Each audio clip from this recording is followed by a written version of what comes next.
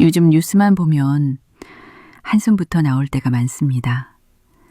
얼마 전 서울의 한 60대 어르신이 매달 쥐꼬리만한 연금으로는 병원비도 못 낸다며 울분을 토하는 모습을 봤습니다. 물가는 하늘 높은 줄 모르고 오르는데 당장 내야 할 약값, 공공요금까지 정말 숨 쉴 틈 없이 팍팍합니다. 평생 가족 위해 열심히 일했는데 돌아보면 내 통장은 늘 비어있고 자녀들, 손주들 챙겨주다 보면 한 달이 어떻게 가는지도 모르시겠죠. 그런데 혹시 이렇게 악착같이 아끼는데도 돈이 새는 이유가 우리가 무심코 반복하는 습관 때문이라는 생각 해보셨나요? 나도 모르게 내 노후를 갉아먹는 5가지 잘못된 씀씀이. 이걸 지금 고치지 않으면 평생 돈 걱정에서 벗어날 수 없습니다. 혹시 나도 그 함정에 빠져 있는 건 아닐까 덜컥 불안해지셨나요? 이미 많은 분들이 이 습관을 고치고 제2의 인생을 살고 계십니다. 그 억울한 사연 속에 숨겨진 해답을 지금부터 말씀드릴 테니 제발 끝까지 귀 기울여 주십시오. 서울 은평구의 한 오래된 빌라. 조용한 오후, 작은 창문으로 들어온 햇살이 낡은 책상 위를 비춘다. 그 위에는 오래된 검은 가죽 일기장이 펼쳐져 있다. 글씨는 정갈했지만 마지막 페이지로 갈수록 흔들리는 필체가 눈에 띈다.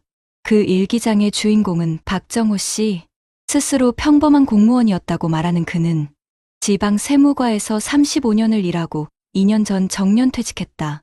오랜 세월 서류더미 속에서 묵묵히 일하며 가족에게는 성실한 남편, 자녀에게는 책임감 있는 아버지였다.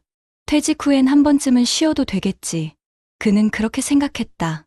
매달 공무원 연금 230만 원이 들어오고 아내와 단둘이 사니 큰 걱정은 없을 거라 여겼다.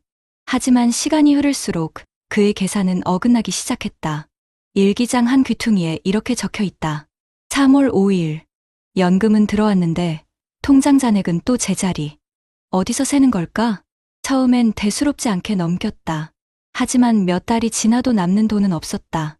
월세 대신 관리비, 병원비, 손주 용돈, 경조사비, 그리고 아내의 건강식품. 하나하나 합치면 연금은 언제나 모자랐다. 그의 소비는 특별하지 않았다. 오히려 남들보다 검소하다고 생각했다. 하지만 문제는 습관이었다. 그는 여전히 현직 시절의 체면과 관성으로 살고 있었다. 당신, 이번 주에 동창회 있다며? 아내의 말에 정우 씨는 잠시 멈칫했다. 응, 오랜만에 보는 친구들인데 내가 한번 내야지. 그는 습관처럼 지갑을 꺼내며 말했다. 이제는 다들 연금으로 사는데 당신도 좀 아껴야지. 내가 그래도 과장까지 했던 사람이잖아. 내가 내는 게 체면이지. 그깟 몇만 원 가지고 무슨 큰일 나겠어? 그는 그렇게 매달 2~3번씩 모임에서 계산을 했다. 식사 한 번에 15만 원, 골프 한 번에 20만 원. 정호가 역시 윗사람이야.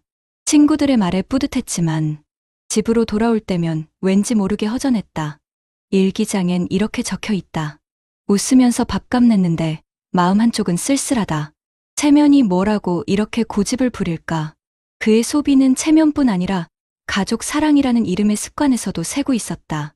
큰아들 민수는 최근 회사 구조조정으로 퇴직금을 받고 나왔고 둘째 딸 수지는 아이 둘을 키우며 남편 월급에 의존하고 있었다. 아버지, 잠깐만 도와주세요. 다음 달 전세 보증금이 모자라서요. 그래, 얼마면 되냐? 2천만 원만 있으면 돼요. 다음에 꼭 갚을게요. 정우 씨는 잠시 망설였지만 결국 통장을 열었다. 그날 일기에는 짧게 이렇게 적혀 있었다. 자식 도와주는 게 아비의 도리라지만 이 돈을 다시 모을 수 있을까? 며칠 뒤엔 딸에게서 연락이 왔다. 아빠, 아이 학원비가 너무 올라서 한 달만 조금 도와줄 수 있어요? 정우 씨는 말없이 통장 이체 버튼을 눌렀다. 아내는 조용히 말했다. 당신, 이러다 우리 노후 망가질 거예요. 괜찮아. 나중에 애들이 효도하겠지. 그는 그렇게 자신을 위로했다. 하지만 한 달이 지나고 2달이 지나면서 통장 잔액은 점점 줄어들었다. 그리고 어느 날 은행 앱에 잔액 36만 원을 바라보며 한숨을 내쉬었다. 봄이 끝나갈 무렵 아내의 무릎 통증이 심해졌다. 병원에서 정기검진을 받고 의사가 권한 건강보조식품을 구입했다. 하지만 그 이후 이웃 권사님이 찾아와 말했다. 이 제품 드셔보세요. 면역력에 그렇게 좋대요. 우리 남편도 이거 먹고 혈압이 잡혔어요. 정우 씨 부부는 처음엔 의심했지만 상냥한 말투와 교회 사람이라는 신뢰감에 결국 구입했다. 2달치만 사세요. 효과 좋으면 계속 드세요. 결국 80만 원짜리 제품 세트를 카드로 결제했다. 그 일기장엔 이렇게 적혀 있었다. 건강해지려다 돈만 나간다. 내가 이 나이에 누굴 믿고 사는 걸까? 하지만 그 뒤에도 방문 판매원은 끊임없이 찾아왔다. 이번엔 눈에 좋은 루테인 신제품이에요. 간에 좋은 프로폴리스도 나왔어요. 그는 마음 약한 노인이라는 말을 듣기 싫어 거절하지 못했다. 한 번 사면 계속 사야 할 것 같았다. 아내는 이건 나한테도 도움이 돼요라며 말렸다가 결국 포기했다. 두 사람은 그렇게 매달 60만 원 이상을 건강식품에 지출했다. 여름이 다가오자 정우 씨는 손주들에게 줄 어린이날 선물과 용돈 준비로 고민에 빠졌다. 요즘 애들은 이런 거 좋아해요. 마트 직원이 권한 장난감 가격표에는 12만 원이 적혀 있었다. 손주들에게 사주면 24만 원. 그래도 내가 할아버지인데 그는 결국 계산대 앞에 섰다. 아내가 한숨을 쉬며 말했다. 정우 씨, 이제 우리도 좀 현실을 봐요. 당신이 매번 그렇게 지출하니까 다음 달 카드값은 내가 알 수가 없어요. 하지만 정우 씨는 대답하지 않았다. 그의 눈은 거실 한켠의 일기장으로 향해 있었다. 펼쳐진 페이지에는 이런 문장이 적혀 있었다. 내가 베푼 만큼 마음이 따뜻해지면 좋으련만. 남는 건 불안뿐이다. 그날 밤, 그는 오래된 친구에게서 전화를 받았다. 정우야, 요즘 뭐 하냐? 나 말이야. 이번에 괜찮은 투자 정보 하나 얻었어. 지금 넣으면 한 달에 3%씩 나온대. 연금만으로는 안 되잖아. 너도 좀 굴려봐. 정우 씨는 잠시 망설였다. 3%씩. 그게 가능해? 요즘 다들 해. 퇴직한 친구들도 이걸로 용돈 번다니까. 내가 사람도 믿을 만한 데야. 요즘 뉴스만 보면 한숨부터 나올 때가 많습니다. 얼마 전 서울의 한 60대 어르신이 매달 쥐꼬리만 한 연금으로는 병원비도 못 낸다며 울분을 토하는 모습을 봤습니다. 물가는 하늘 높은 줄 모르고 오르는데 당장 내야 할 약값, 공공요금까지 정말 숨 쉴 틈 없이 팍팍합니다. 평생 가족 위해 열심히 일했는데 돌아보면 내 통장은 늘 비어있고 자녀들, 손주들 챙겨주다 보면 한 달이 어떻게 가는지도 모르시겠죠. 그런데 혹시 이렇게 악착같이 아끼는데도 돈이 새는 이유가 우리가 무심코 반복하는 습관 때문이라는 생각 해보셨나요? 나도 모르게 내 노후를 갉아먹는 5가지 잘못된 씀씀이. 이걸 지금 고치지 않으면 평생 돈 걱정에서 벗어날 수 없습니다. 혹시 나도 그 함정에 빠져 있는 건 아닐까? 덜컥 불안해지셨나요? 이미 많은 분들이 이 습관을 고치고 제2의 인생을 살고 계십니다. 그 억울한 사연 속에 숨겨진 해답을 지금부터 말씀드릴 테니 제발 끝까지 귀 기울여 주십시오. 그의 머릿속엔 매달 빠듯한 생활이 스쳤다. 이 정도면 괜찮은 기회 아닐까? 그는 그날 밤 일기장에 이렇게 썼다. 욕심이 아니라 단지 조금만 숨 쉴 여유가 있었으면 좋겠다. 며칠 뒤 그는 300만 원을 송금했다.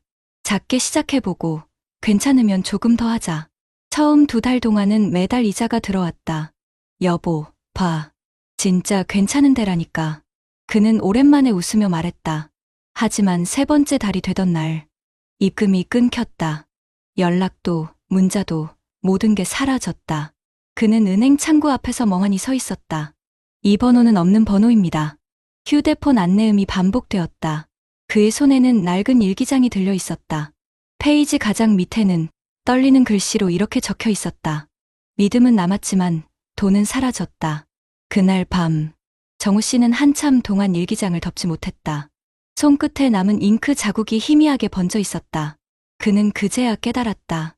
인생의 겨울은 돈이 부족해서 오는 게 아니라 습관을 고치지 못해서 오는 것일지도 모른다는 걸. 가을비가 내리던 날 정우 씨는 아내와 병원에 있었다. 아내의 무릎이 다시 부어올라 MRI를 찍어야 했다. 의사는 조심스레 말했다. 이제는 수술을 고려하셔야 합니다. 연골이 거의 닳았어요. 수술비는 350만 원. 그는 한참 동안 계산기를 두드려봤지만 답이 나오지 않았다.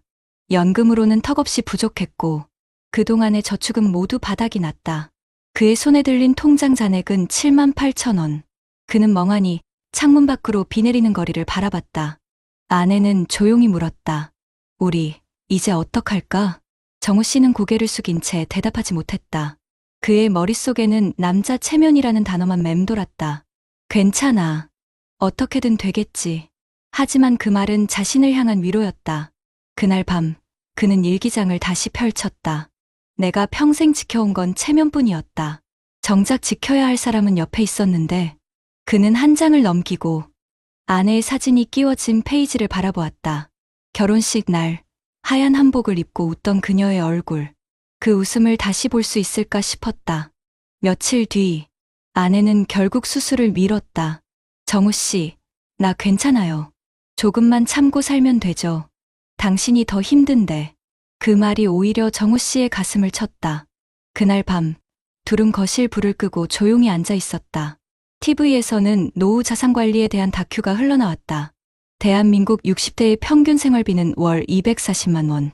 하지만 평균 연금 수령액은 170만 원입니다. 그 숫자에 두 사람은 말없이 서로를 바라봤다. 그는 결국 고백했다. 여보, 나 그때 투자한 돈 다 잃었어. 아내는 한참 동안 아무 말이 없었다.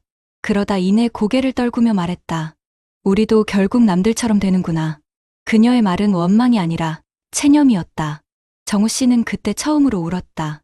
평생 공무원으로 살면서 한 번도 보이지 않던 눈물이 그날은 조용히 끝없이 흘러내렸다. 그날 일기엔 잉크가 번져 글씨가 보이지 않았다. 몇 주 뒤 그는 오래된 서랍을 정리하다가 자신의 일기장 첫 페이지를 우연히 펼쳤다. 거기엔 이런 문장이 적혀 있었다. 은퇴 후에는 아내와 여행도 다니고 손주들과 함께 놀러 다니며 여유롭게 살자. 그 문장을 보는 순간 그는 무언가가 끊어지는 듯했다. 그토록 평범한 소망조차 자신의 허세와 습관이 앗아갔다는 사실이 참담하게 느껴졌다. 그는 펜을 들고 새로 썼다. 이제라도 늦지 않게 다시 배우자. 돈보다 마음을 아끼는 법을. 겨울이 다가올 즈음 정우 씨는 작은 변화를 시도했다. 매달 나가던 골프 모임을 끊었고 친구들과의 회식 자리를 각자 계산으로 바꾸자고 먼저 제안했다. 야, 너답지 않게 왜 그래? 이젠 연금으로 사니까 나도 줄여야지. 우리 다 나이 먹었잖아. 처음엔 웃음 섞인 반응이었지만 얼마 지나지 않아 친구들도 그래. 이게 맞지. 하며 따라줬다. 그리고 명절이 되던 날 그는 처음으로 자녀들에게 이렇게 말했다. 이번엔 용돈 못 준다. 그 대신 우리 같이 밥 먹자. 아들 민수는 잠시 멈칫하더니 웃으며 말했다. 아버지, 이제야 진짜 어른 같아요. 그날 저녁 식탁 위엔 화려한 음식 대신 단출한 찌개 한 그릇과 나물 반찬이 놓여 있었다. 하지만 이상하게도 그날의 밥상은 유난히 따뜻했다. 아내는 오랜만에 웃었고 정우 씨는 그 모습을 일기장에 이렇게 적었다. 이 밥상 하나로도 행복할 수 있구나. 내가 지켜야 할 건 체면이 아니라 이 웃음이었다. 몇 달 후 정우 씨는 동사무소에서 노인 재무교육 프로그램을 들었다. 그곳에서 만난 강사는 이렇게 말했다. 60세 이후에는 벌기보다 새는 돈을 막는 게 더 중요합니다. 습관이 바뀌면 인생이 바뀝니다. 그는 그 말에 고개를 끄덕였다. 집에 돌아와 일기장 마지막 페이지를 펼치며 조용히 이렇게 썼다. 나는 평생 공무원이었다. 나라의 예산을 아끼며 살았지만 내 삶의 예산은 관리하지 못했다. 이제라도 내 인생의 결산서를 다시 쓴다. 그의 필체는 예전보다 단단했다. 손끝은 여전히 떨렸지만 그 글씨에는 후회 대신 평온이 담겨 있었다. 봄이 오고 집 앞 벚꽃이 다시 피었다. 정우 씨는 매일 아침 커피 한 잔과 함께 일기장을 펼친다. 오늘은 연금 중에서 2만 원을 남겼다. 그 돈으로 아내와 시장 가서 국화한 다발을 샀다. 그날 저녁 그는 오래된 책상 앞에 앉아 아내에게 말했다. 이제야 조금 알겠어. 돈을 줄이는 게 아니라 마음을 지키는 게 절약이더라. 아내는 미소를 지으며 대답했다. 당신, 그 일기장은 평생 써도 다 못 채우겠네요. 그는 조용히 웃으며 말했다. 그래야지. 그게 내 인생의 마지막 보고서니까. 카메라는 천천히 그의 일기장 위를 비춘다. 마지막 줄엔 이렇게 적혀 있다. 인생의 겨울을 따뜻하게 만드는 건 돈이 아니라 마음을 줄이는 용기였다. 여러분 어떠시나요? 위의 사례는 정말 비참하고 서글픈 인생 아닌가요? 하지만 지금부터 소개해드리는 사례는 정반대의 선택으로 행복한 노후를 보내고 있는 한 사람의 이야기입니다. 경기도 남양주 진접읍 조용한 전원주택 마을 끝자락. 아침 7시 작은 마당에서 새소리가 들리고 그 속에서 회색 트레이닝복을 입은 남자가 천천히 라디오 체조를 하고 있다. 그가 바로 이도윤 씨다. 도윤 씨는 2년 전 서울시청에서 도로관리과 공무원으로 정년퇴직했다. 35년간 근무하며 성실하게 살아왔고 지금은 매달 공무원 연금 245만 원으로 아내와 단둘이 살고 있다. 퇴직식 날 동료들은 그에게 이제부터는 진짜 인생 이막이네요라며 축하를 건넸다. 하지만 도윤 씨는 그날부터 지출 노트를 새로 만들었다. 그의 첫 기록은 이렇게 시작했다. 이제는 버는 삶이 아니라 지키는 삶을 살아야 한다. 사람들은 은퇴 후를 여유라고 생각했지만 그는 오히려 위기로 봤다. 연금이 있다고 방심하면 금방 무너진다. 그는 주변 은퇴자들이 체면, 소비나 자녀 지원으로 힘들어지는 걸 너무 많이 봤다. 퇴직 직후 친구들이 모임을 제안했다. 이도윤, 우리 한 달에 한 번은 보자. 내가 먼저 정년 퇴직했으니까 첫 회비는 내가 쏘는 걸로 하자. 그는 웃으며 말했다. 그래, 보긴 보자. 하지만 계산은 돌아가면서 하자. 나도 이제 국민이 아니라 은퇴자니까. 주변은 처음엔 어색하게 웃었지만 그의 단호한 말투에 누구도 농담처럼 받아넘기지 못했다. 그는 퇴직 후 체면 대신 균형을 선택했다. 식사는 늘 집밥이었고 한 달 외식은 단 한 번, 그것도 아내의 생일날만. 명절에는 자녀들에게 용돈 대신 직접 만든 반찬을 보냈다. 엄마 손맛이 제일 선물이죠. 아들 부부는 처음엔 놀라워했지만 이제는 그 반찬을 기다리는 게 연례 행사가 됐다. 하지만 도윤 씨의 삶에도 유혹과 갈등의 순간은 있었다. 퇴직 후 1년쯤 지나 그는 같은 부서에서 근무하던 후배의 전화를 받았다. 선배님, 요즘 연금만으로 살기 답답하지 않으세요? 이번에 공무원들 사이에서 하는 투자 모임이 있는데 안정적이고 원금 보장형이에요. 연 5% 수익이랍니다. 그는 잠시 망설였다.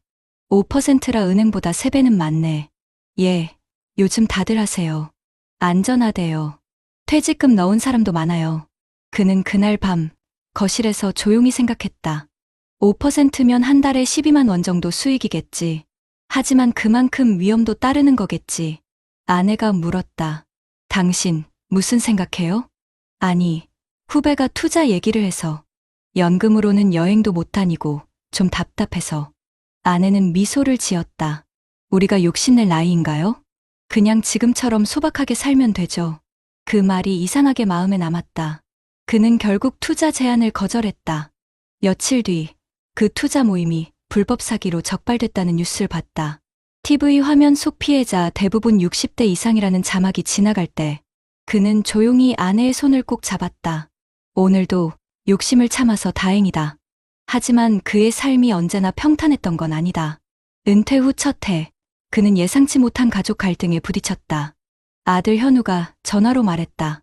아버지, 이번에 전세보증금 올려야 하는데 조금 도와주실 수 있을까요? 얼마나 부족하냐? 1,000만 원만 있으면 돼요. 다음에 바로 갚을게요. 그는 곧바로 통장을 들여다봤다. 예금 잔액은 1,800만 원. 도와줄 수도 있었지만 그는 며칠을 고민했다. 그리고 다음날 아들과 만나 직접 말했다. 현우야, 아빠가 도와주고 싶은 마음은 크다. 하지만 너도 알지, 연금으로 사는 인생은 남는 게 없다. 그 1,000만 원을 주면 나와 내 엄마는 병원비도 아껴야 해. 아들은 잠시 침묵하다가 말했다. 그럼 아버지는 안 도와주신다는 거예요? 아니, 대신 내가 너랑 같이 방법을 찾아보자. 그날 두 사람은 은행을 함께 찾아가 전세자금 대출 상담을 받았다. 아들은 처음엔 불만이었지만 직접 상담을 들으면서 깨달았다. 아버지, 내가 너무 쉽게만 생각했네요. 죄송해요. 그는 미소 지으며 아들의 어깨를 두드렸다. 돈은 줄 수도 있지만 책임감은 대신 못 준단다. 그날 저녁, 그는 지출 노트 한쪽에 이렇게 적었다. 도와주는 것보다 방법을 알려주는 게 진짜 도움이다. 시간이 흘러 그의 주변 사람들은 하나둘씩 후회와 걱정을 입에 담았다. 아니, 내가 퇴직금 2억 받았는데 벌써 다 썼어. 손주 용돈이 왜 이렇게 나가나 몰라. 연금으로는 버티기 힘들다니까. 하지만 도윤 씨는 매달 들어오는 연금만으로 충분히 삶맛을 느끼며 살았다. 그의 하루는 규칙적이었다. 아침엔 신문을 읽고, 점심엔 텃밭에서 채소를 가꾸고, 저녁엔 아내와 함께 동네 복지관에서 걷기 운동을 했다. 그는 자녀들에게 이렇게 말하곤 했다. 아빠가 남긴 유산은 돈이 아니라 빚 없는 평화야. 2025년 봄, 신문 한 면에 이런 기사가 실렸다. 노인 가구의 평균 월 생활비는 241만 원. 하지만 국민연금, 공무원연금, 수령액의 평균은 180만 원. 부족분을 메우기 위해 과소비 줄이기가 새로운 트렌드로 떠오르고 있다. 그 기사를 보며 도윤 씨는 조용히 고개를 끄덕였다. 그의 지출 노트엔 여전히 매일 같은 문장이 적혀 있었다. 오늘은 불필요한 소비 없이 하루를 보냈다. 그러던 어느 날, 그의 오래된 친구가 찾아왔다. 야, 넌 어떻게 그렇게 여유롭게 사냐? 난 연금도 있고 퇴직금도 있었는데 이상하게 늘 빠듯해. 그는 웃으며 커피를 내주며 말했다. 나는 욕심 대신 기록을 택했어. 돈은 감정이 아니라 숫자더라. 친구는 멋쩍게 웃었지만 그날 이후 그도 가계부를 쓰기 시작했다. 그의 아내는 요즘 친구들에게 종종 이렇게 자랑한다. 우리 도윤 씨요. 매일 지출 노트 쓰고 가끔은 손주들한테 절약 수업까지 해줘요. 어머, 대단하시네. 우리 남편은 아직도 허세 부려요. 그런데요, 진짜 멋있는 건 돈을 아끼는 게 아니라 마음을 비우는 거래요. 퇴직한 지 3년이 된 지금, 이도윤 씨의 하루는 단순하지만 단단하다. 아침엔 일기장 대신 가계부, 저녁엔 식탁 위에 아내와의 대화가 있다. 그의 표정엔 후회가 아닌 평온이 담겨 있다. 그는 이렇게 말한다. 예전엔 월급날이 행복이었지만 지금은 남지 않은 지출이 행복이다. 가을이 깊어가던 어느 날, 이도윤 씨는 동사무소에서 연락을 받았다. 이도윤 어르신, 노인 재무관리 강의 수강 신청하셨죠? 이번 주 토요일 오전 10시입니다. 그는 메모장에 조용히 적었다. 토요일, 배움의 날. 그날 복지관 강의실에는 10여 명의 어르신이 앉아 있었다. 강사는 40대 여성 재무상담사였다. 여러분, 노년의 돈은 모으는 게 아니라 흐름을 막는 것입니다. 그 한 문장이 그의 마음에 깊이 박혔다. 그는 그 말을 일기장에 옮겨 적었다. 돈은 흘러가는 강물이다. 내가 막지 않으면 언젠가 다 빠져나간다. 강의가 끝나고 돌아오는 길. 그는 오랜만에 시장에 들렀다. 아내가 좋아하는 제철 과일을 사고 반찬 가게에서 김치 반 포기를 샀다. 이제 김장도 많이 안 해요. 이만큼만 사도 한 달은 충분해요. 가게 주인의 말에 그는 웃었다. 그래요. 우리도 이제 욕심 부릴 나이는 아니니까요. 집에 돌아오자 아내는 반색했다. 이걸 다 사왔어요? 응. 대신 이번 달 식비는 여기까지야. 당신 참 계산이 철저해. 그게 아니라 이게 우리 둘이 행복하게 오래 살 수 있는 방법이야. 그날 저녁, 그는 창가에 앉아 일기를 썼다. 욕심을 줄이는 건 포기가 아니라 지혜다. 채워진 냉장고보다 비워진 마음이 더 가볍다. 하지만 평온한 날들 속에서도 그는 가끔 노년의 외로움을 느꼈다. 주변 친구들 중 몇몇은 병원에 입원했고 또 어떤 이는 가족과 연락이 끊겼다. 그는 문득 생각했다. 나도 언젠가 혼자가 될 수도 있겠구나. 그때 그는 작은 결심을 했다. 이웃과의 관계를 돈이 아닌 마음으로 이어가자. 그는 동네 복지관에서 자원봉사를 시작했다. 매주 수요일, 독거 어르신들의 집을 방문해 식사를 배달하고 연금 수령 안내를 도와주는 일이었다. 처음엔 단순히 도움이 되는 일을 하고 싶었지만 그 일을 하며 그는 오히려 삶의 의미를 되찾았다. 이도윤 어르신, 덕분에 이번 달에도 연금 잘 받았어요. 감사해요. 혼자선 이런 거 어려워서 그들의 미소는 그 어떤 돈보다 값졌다. 그날 밤, 그는 일기장에 이렇게 썼다. 돈으로 남을 돕는 건 쉬워도 시간을 내서 돕는 건 어렵다. 그러나 그 어려움이 인생의 보람이 된다. 겨울이 오고 눈이 내리던 어느 주말, 그는 아내와 작은 카페에 앉아 있었다. 창밖에 눈을 바라보며 아내가 조용히 물었다. 당신, 은퇴 후에 후회되는 일은 없어요? 응, 없다. 오히려 예전보다 마음이 더 편해. 정말? 응. 예전엔 돈을 써야 마음이 든든했는데 이젠 안 써도 괜찮아. 그는 커피잔을 내려놓으며 말했다. 내가 배운 게 있어. 노후에 진짜 부자는 통장에 돈이 많은 사람이 아니라 불안이 없는 사람이더라. 아내는 미소 지었다. 그 말 참 좋네요. 그는 웃으며 손을 내밀었다. 그럼 이 행복, 계약서 대신 손잡기로 하자. 봄이 다시 찾아왔다. 이도윤 씨의 마당에는 작년 가을 심어둔 상추와 쑥갓이 파랗게 자랐다. 그는 아침마다 물을 주며 혼잣말을 했다. 이만큼만 있으면 충분하지. 그날 오후, 서울에서 딸이 찾아왔다. 아빠, 요즘 너무 평화로워 보여요. 그래? 그럼 성공한 노인이지. 비결이 뭐예요? 그는 웃으며 말했다. 쓴 만큼 후회하고 안 쓴 만큼 편해진다. 딸은 아버지의 일기장을 슬쩍 펼쳤다. 거기엔 이런 문장이 적혀 있었다. 돈은 나를 위해 써야 아깝지 않고 남을 위해 쓸 땐 진심으로 써야 가치 있다. 딸은 눈시울이 붉어졌다. 아빠, 나도 그렇게 살게요. 며칠 뒤, 이도윤 씨는 동네 주민센터에서 노후 재무관리 우수 사례자로 선정돼 인터뷰를 받았다. 기자가 물었다. 은퇴 후 가장 잘한 선택이 뭐라고 생각하십니까? 그는 잠시 생각하더니 말했다. 안 쓰는 습관을 들인 겁니다. 돈은 남아있지 않아도 평안은 남더라고요. 기자는 미소 지었다. 그래서 그런지 표정이 정말 평온하시네요. 그는 웃으며 대답했다. 그게 제 연금의 진짜 가치예요. 그날 밤, 그는 아내와 함께 옛 사진을 정리했다. 사진 속 젊은 자신은 늘 바빴고 가족보다 일에 더 몰두하던 시절이 담겨 있었다. 그는 조용히 말했다. 그땐 몰랐는데 이제 알겠어. 돈을 버는 건 쉬워도 돈에 끌리지 않고 사는 건 어렵더라. 아내는 고개를 끄덕이며 말했다. 그래도 당신은 잘 해냈어요. 그 덕분에 지금 우리가 이렇게 웃잖아요. 그는 웃으며 일기장 마지막 페이지를 펼쳤다. 거기엔 이렇게 적었다. 나는 돈을 모은 게 아니라 평온을 모았다. 그 평온이 내 인생의 진짜 퇴직금이다. 그는 펜을 내려놓고 조용히 창문을 열었다. 밤하늘의 별이 유난히 밝았다. 그는 속삭이듯 말했다.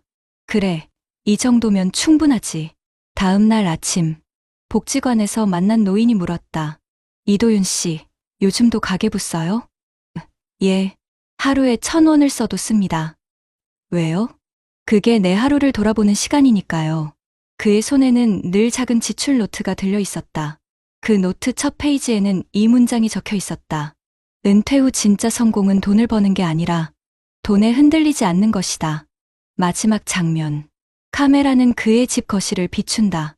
햇살이 비스듬히 들어오고 테이블 위에는 연금 명세서와 함께 작은 일기장이 놓여 있다. 그 위에는 이렇게 적혀 있다.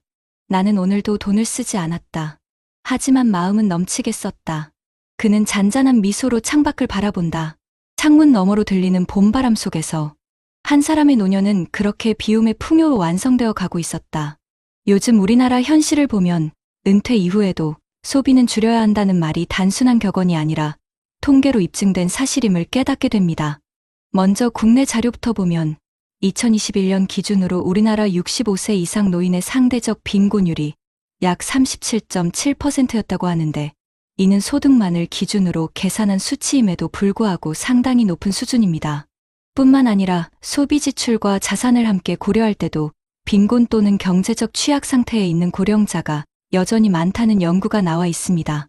또한 통계청 자료에 따르면 노인 가구의 월 평균 소비 지출이 약 162만 원이고 배우자가 없는 노인의 경우에는 134만 원 수준으로 나타났습니다. 이런 수치는 은퇴 이후 소득이 줄어드는 상황에서 지출 여유가 적다는 현실을 보여줍니다. 그뿐 아니라 고령 가구의 소비 지출 항목을 보면 전체 지출 중 식료품 및 비주류 음료가 약 25%, 보건비가 약 18%, 주거수도 광열이 약 17%를 차지해 합하면 약 60% 이상이 기본 생존 비용에 해당하는 항목입니다. 즉, 노년층의 소비 구조는 필수 지출 위주로 구성되어 있으며 여가, 취미, 외식 등 여유 지출로 넘어가기 전 단계에서 이미 많은 지출이 고정되어 있다는 뜻입니다. 흥미로운 자료도 있습니다. 한 연구에서는 은퇴 가구가 비은퇴 가구에 비해 연간 약 430만 원 정도 소비가 적었다는 분석이 있으며 또 장기간 패널 자료를 분석했을 때 은퇴 여부가 가구 소비 지출을 약 3.7% 감소시키는 효과가 있다는 국내 보고도 확인되었습니다. 해외 자료를 살펴보면 소득이 줄어드는 은퇴 시점 이후 고령층의 소비 패턴은 생활 필수품 중심으로 변화하고 의료비 지출이 급격히 증가한다는 분석이 다수 존재합니다. 특히 유럽과 일본의 사례에서는 평균 은퇴 연령 이후 10년이 지나면 가처분 소득의 70% 이상이 의료비와 주거비에 집중된다는 결과도 제시되고 있습니다. 마지막으로 소비 성향 변화를 보면 최근 10년 사이 우리나라 60대의 소비 성향, 즉 가처분 소득 대비 소비 지출 비율이 약 69%에서 62%로 크게 떨어졌다는 조사 결과가 있습니다. 이 수치는 노년으로 접어든 세대가 소득은 줄었고 그에 맞춰 소비를 줄여야만 했던 현실을 반영합니다. 이처럼 노년에는 단순히 집을 사고 차를 산다거나 자녀의 많은 돈을 지원한다는 방식이 아니라 소득 구조가 바뀐 이후의 소비 구조와 고정 지출, 여유 지출 간의 균형이 훨씬 더 중요하다는 여러 연구와 통계가 일관되게 말해주고 있습니다. 요즘 대한민국 정부와 각 지자체에서는 65세 이상 어르신들의 노후 빈곤 소비 습관 문제를 조금씩 해소하기 위한 정책들을 시행하고 있습니다. 예컨대 국민기초연금과 별도로 운용되는 기초노령연금 제도가 전국 65세 이상 고령자의 약 70%에게 월 약 30만 원 수준으로 지급되고 있다는 사실이 있습니다.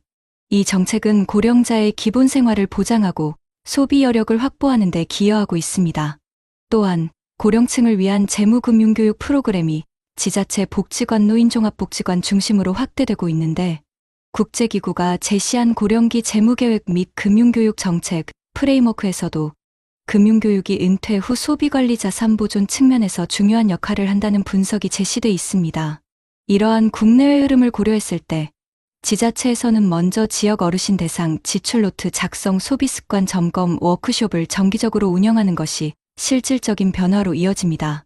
예컨대 시군구 차원에서 매월 또는 분기별로 노인 세대를 위한 노후생활 가계관리 캠페인을 벌이고 지역 금융기관과 연계의 고령자 맞춤 금융상담을 무료 제공하는 방식이 있습니다. 또 한편으로는 해외 사례에서 찾아볼 수 있는데 OECD 국가들의 금융교육 보고서에 따르면 고령층이 쉽게 빠지는 고수익 보장형 투자 사기를 막기 위해 정부 주도로 고령자 대상 투자 사기 예방 교육이 정착되어 있다는 점이 참고할 만합니다. 실제로 해외에서는 고령자를 위한 재무건강 리터러시 프로그램이 고령자의 재무적 취약성을 낮추는 효과가 있었다는 연구가 존재합니다. 따라서 우리나라 지자체와 중앙정부가 협업해 고령자 대상 소비 패턴 투자 위험 경조사비 관리 등을 주제로 한 노후생활 재설계 교육을 확대하는 것은 매우 시급합니다.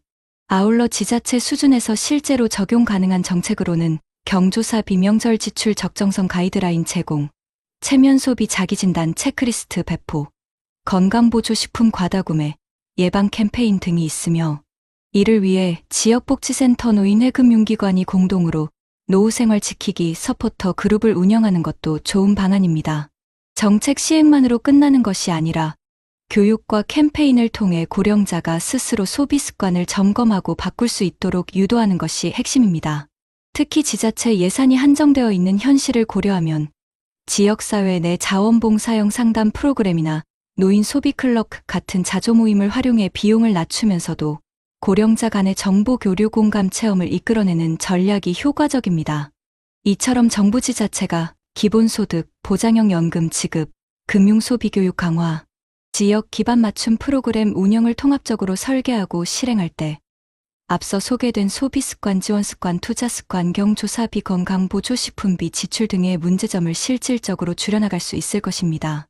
낙엽이 바람에 흩날리듯 돈도 마음도 흘러가 버리던 세월이 있었습니다. 젊을 땐 벌기 바빴고 늙어서는 지키는 법을 몰랐습니다. 하지만 어느 날 문득 깨닫습니다. 비워야 따뜻해지고 지켜야 행복해진다는 걸. 그리고 내 삶의 마지막 잎새는 화려한 소비가 아니라 조용한 평온 속에 남아 있다는 걸. 여러분 어떠신가요? 오늘 우리가 만난 두 사람의 인생 너무나도 달랐지요. 한 사람은 괜찮겠지라는 마음으로 가족과 친구, 사회의 시선을 따라 소비했습니다. 체면을 지키려 밥값을 냈고 미안함을 달래려 자녀에게 돈을 쏟아부었습니다. 그는 결국 텅 빈 통장을 마주하며 이렇게 중얼거렸습니다. 이 나이에 돈이 이렇게 무서울 줄은 몰랐어요. 반면 다른 한 사람은 지켜야 할 건 체면이 아니라 나의 노후라는 사실을 일찍 깨달았습니다. 그는 욕심을 줄였고 마음을 비웠으며 남의 기준 대신 자신의 형편을 기준으로 살았습니다. 그 덕분에 지금 그는 작은 집에서도 따뜻한 밥을 먹고 매일 아침 고맙다는 말을 하며 살아갑니다. 이 두 사람의 차이는 돈이 많고 적음이 아닙니다. 삶을 대하는 태도, 그리고 자신을 얼마나 아꼈는가의 차이였습니다. 여러분, 우리가 인생의 가을을 지나 겨울로 가는 길목에 서 있을 때 가장 두려운 건 돈이 없는 것이 아닙니다. 내 마음의 온도가 식어버리는 것입니다. 가난은 통장 잔고에서 오는 것이 아니라 내 삶을 스스로 지킬 용기를 잃을 때 찾아옵니다. 우리는 젊을 땐 가족을 위해 살았습니다. 하지만 이제는 나를 위해 살아야 합니다. 내 건강을 지키고, 내 돈을 아끼고, 내가 웃을 수 있는 하루를 만드는 것이 진짜 효도이고, 진짜 사랑입니다. 퇴직 후에도 괜찮겠지라고 말하며 체면을 지키다 무너진 수많은 사람들을 보았습니다. 하지만 반대로 이제부터는 내 삶을 지킬 때야라고 다짐한 분들이 있습니다. 그들은 지금 작지만 단단한 행복을 누리며 살고 있습니다. 여러분도 그 길을 걸을 수 있습니다. 늦지 않았습니다. 혹시 지금 당신의 지갑이 비어 있다면 그건 새로운 삶을 채우기 위한 공간이 열렸다는 뜻입니다. 그 안에 후회 대신 계획을, 불안 대신 평안을, 그리고 체면 대신 진짜 나를 채워 넣으시길 바랍니다. 가족을 사랑한다면 이제는 돈으로 주는 사랑이 아니라 지속 가능한 삶으로 보여주는 사랑을 선택하세요. 내가 건강해야 자식도 안심합니다. 내가 평온해야 손주도 웃습니다. 여러분, 우리는 모두 같은 시간을 걷고 있습니다. 누군가는 흩날리는 낙엽처럼 소중한 것을 놓치고 누군가는 그 낙엽을 주워 따뜻한 불을 지핍니다. 이제는 우리 모두가 그 따뜻한 불을 지피는 인생이 되길 바랍니다. 노후의 행복은 거창한 부가 아니라 오늘 하루 내 마음이 평온한 데서 시작됩니다. 지금 가진 것 안에서 감사하고 쓸 것을 아끼고 남은 삶을 소중히 지키는 것, 그것이 현명한 노년의 시작입니다. 오늘 영상의 마지막 문장은 이렇게 전하고 싶습니다. 행복한 노후란 돈이 많아서가 아니라 지킬 줄 아는 지혜가 있을 때 비로소 완성된다. 여러분의 남은 계절이 조용하지만 따뜻하게, 텅 비어 있지만 단단하게, 그리고 무엇보다 내가 나를 지켜낸 시간으로 남기를 진심으로 바랍니다. 당신의 지갑보다 더 소중한 건 오늘도 당신이 살아있다는 사실입니다. 그것 하나면 다시 시작할 이유로 충분합니다. 이것이 여러분의 인생이 가난의 이야기가 아니라 지혜의 이야기로 끝나기를 바라는 마음으로 드리는 마지막 인사입니다. 오늘도 당신의 삶이 따뜻하길 바랍니다. 앉아 있었을 뿐인데 하루아침에 병원 신세가 됐습니다. 내가 이렇게 약해졌다는 걸 그날 처음 알았어요. 서울 외곽에 사는 67세 최정우 씨는 하루 대부분을 소파에 앉아 보내는 생활을 수년째 이어왔습니다. 등산도 산책도 친구들과의 만남도 줄어들고 나니 어느새 하루 평균 움직이는 시간이 30분도 채 되지 않았다고 합니다. 그렇게 별일 없이 지내던 어느 날 아침에 일어나려다 허벅지에 힘이 풀려 쓰러졌고 병원에선 근육 위축과 혈류 저하로 인해 낙상 위험이 높아졌다는 충격적인 진단을 받았습니다. 이게 단지 최 씨만의 이야기일까요?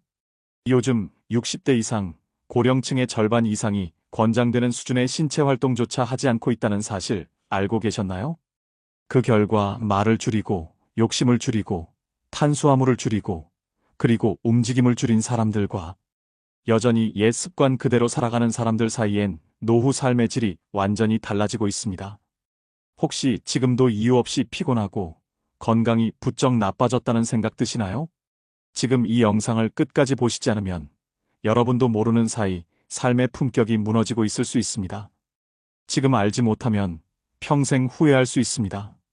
본격적인 영상 시작 전에 구독과 좋아요는 영상 제작에 정말로 큰 힘이 됩니다. 또한 오늘의 영상에는 위에 말씀드린 내용과 관련된 대한민국에서 일어나고 있는 비참한 사례 한 가지와 그와 반대되는 사례를 소개해드리겠습니다. 여러분들이 다 들어보시고 어느 쪽이 내가 원하는 노후의 인생인지 생각해보시는 시간이 되시기 바라겠습니다. 경기도 평택에 사는 72세 김태환 씨는 얼마 전까지도 자타공인 관리 잘하는 어르신으로 불렸습니다. 매일 아침 6시에 일어나 군대식으로 정리된 방 안을 쓸고 닦으며 하루를 시작했고 식사는 직접 반찬을 만들어 먹는 깔끔한 습관을 가지고 있었습니다. 자녀들도 우리 아버지는 진짜 자기 관리 하나는 끝내줘요라며 자랑하곤 했습니다. 몸에 이상 징후는 없었고 종종 근처 동네 공원에서 마주치는 사람들에게도 늘 밝은 인사를 건네던 성격이었습니다. 하지만 올해 2월 어느 평범한 새벽이었습니다. 혼자 살던 집에서 김 씨는 욕실로 가던 도중 갑작스레 다리에 힘이 풀려 그대로 쓰러졌습니다. 처음에는 단순한 현기증일 거라 여겼지만 일어나려 해도 몸이 말을 듣지 않았고 이후 기억이 끊겼다고 합니다. 겨우 정신을 차려 이웃에게 구조된 그는 구급차에 실려 병원으로 이송됐고 병원에서는 급성 근감소증과 혈류순환 저하로 인한 실신이라는 진단을 받았습니다. 무엇보다 놀라웠던 건 주치의가 했던 말이었습니다. 김 선생님, 지금 하체 근육량이 평균보다 30% 이상 낮습니다.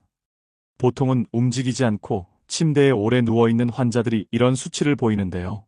평소 활동량이 부족했던 것 같습니다. 김 씨는 그 말을 듣고도 실감이 나지 않았습니다. 자신은 아픈 곳 없이 지냈다고 믿어왔기 때문입니다. 하지만 의사의 권유로 지난 몇 년의 일상을 하나씩 점검해보니 그는 문득 스스로가 얼마나 오래 앉아 있었는지를 떠올릴 수 있었습니다. 은퇴 후부터 외출은 점점 줄었고 친구들과의 만남도 코로나 이후로 흐지부지 끊겼습니다. TV를 보며 하루를 보내는 날이 점점 늘었고 유일한 움직임은 가끔 마트에 들르거나 배달 음식을 받기 위해 문 앞까지 가는 것이 전부였습니다. 한 달 평균 1만 보도 걷지 않는 생활이 계속되고 있었던 것입니다. 김 씨의 이야기는 여기서 끝나지 않았습니다. 병원에서는 최소 한 달간의 재활치료와 물리치료가 필요하다고 했고 그 비용은 본인 부담으로 약 800만 원 가까이 나올 거라는 설명을 들었습니다. 국민건강보험이 일부 지원되긴 했지만 비급여 항목이 많아 실제 부담은 컸습니다. 더 큰 문제는 김 씨가 수십 년간 모은 퇴직금과 예금의 대부분을 2년 전 자녀 결혼과 전세, 보증금으로 사용했다는 사실이었습니다. 남아있는 돈은 고작 950만 원 남짓. 그는 순간 병원비를 감당할 수 없다는 사실에 머리가 하얘졌다고 말했습니다. 결국 그는 병원에서 권유한 입원 치료 대신 통원 치료를 택했습니다. 이 선택은 곧 또 다른 문제로 이어졌습니다.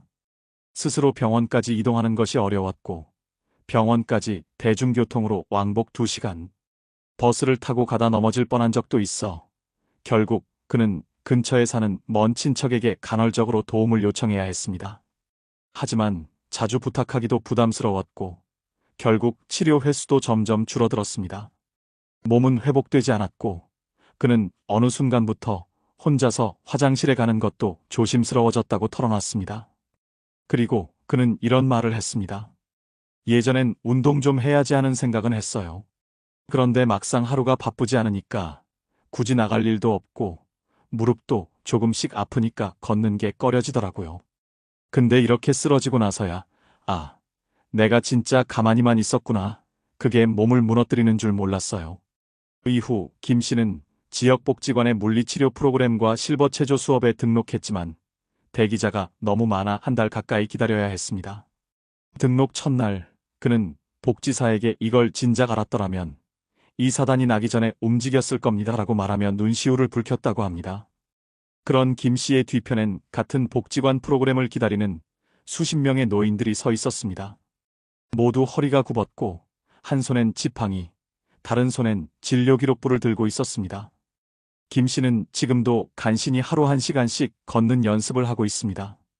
아직 무릎이 아프고 자주 숨이 차지만 그는 말합니다. 지금은 내가 걸어야 산다라고. 그는 예전보다 더 많이 웃지 않습니다. 외출할 때마다 넘어질까봐 불안하고 집안에서도 문턱을 넘는 걸 두려워합니다. 그리고 다시는 그날 아침처럼 주방 바닥에 쓰러져 혼자 누워있는 악몽을 반복하고 싶지 않다고도 했습니다. 그가 바라는 건 거창한 것이 아니었습니다. 일주일에 2번 정도 복지사가 찾아와 간단한 운동을 도와주고 병원까지 데려다 줄 수 있는 사회적 시스템. 그 정도만 있어도 자신의 삶은 지금보다 훨씬 나아질 거라고 했습니다. 하지만 현실은 그런 구조가 너무 부족하다는 것을 몸소 체험한 지금 그는 이렇게 덧붙였습니다. 젊었을 땐 몸이 지켜줬지만 이제는 내가 내 몸을 지켜야 하더라고요. 안 움직이면 결국 움직이지 못하게 되는 겁니다. 그게 내가 배운 가장 비싼 교훈이에요. 여러분 어떠신가요? 위의 사례는 정말 비참하고 서글픈 인생 아닌가요? 하지만 지금부터 소개해드리는 사례는 정반대의 선택으로 행복한 노후를 보내고 있는 분의 이야기입니다. 충남 아산에 사는 68세 윤재희 씨는 겉보기에 평범한 은퇴 여성입니다.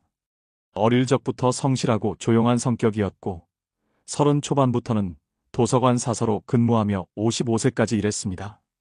특별한 자격증도 없고 고액 연봉을 받은 적도 없지만 그녀의 노후는 주변 사람들로부터 늘 어떻게 그렇게 여유롭게 사시냐는 질문을 받을 만큼 안정적이고 평온한 삶에 가깝습니다. 윤 씨의 하루는 아침 7시에 시작됩니다.